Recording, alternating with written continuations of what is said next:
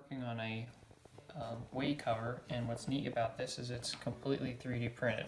The brackets are, of course, but also the way cover itself. It's made from TPU plastic.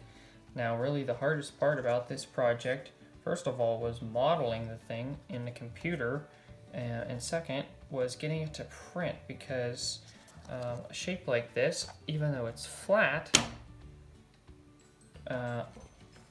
it would, actually I didn't try printing it like this, but the way that the layers would be done, you've got a bit of an overhang here which might require support, and you certainly would struggle to print it this way.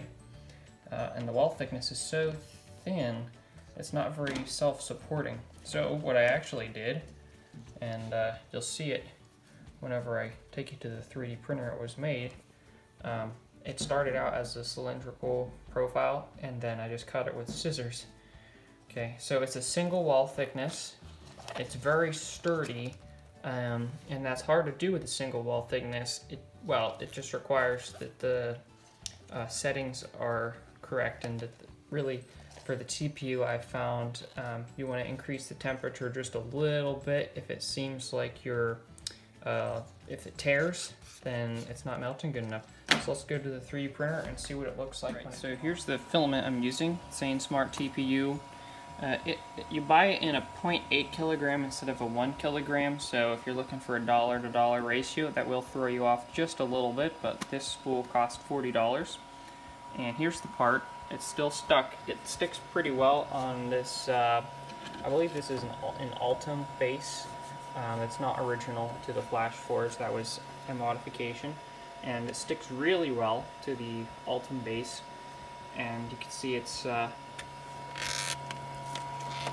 pretty well stuck on there, but also the layers are bonded very nicely and can withstand quite a bit of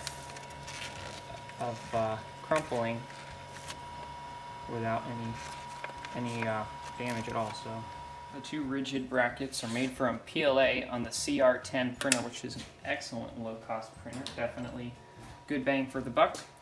So now I'm going to just assemble it. There's just like a 1mm slot that goes across, and then 3 screws, which they don't actually go through. You can see I took it out. It leaves little marks on it.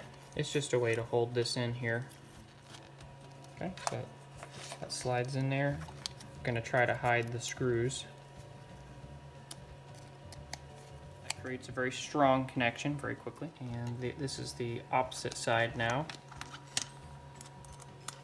These pieces are custom fit for a Harbor Freight mini lathe. One of the other challenges with this project is, since this machine was never designed or intended to have a way cover, I had to get a little creative about where my attachment points were. I've got these 2 lubrication ports.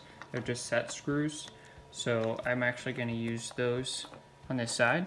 And then over here, there's just a screw. There's only 1 screw on this face, and it's to hold on this back chip guard. That's what this kind of awkward tab up here is. So that'll hold here. And that should hold together very nicely.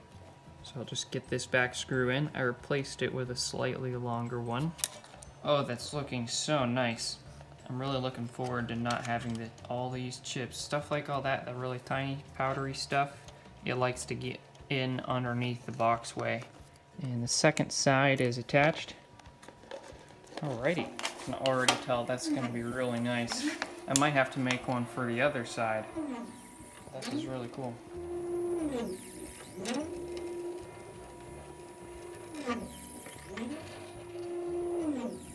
Let's see what happens when what the sweepability is.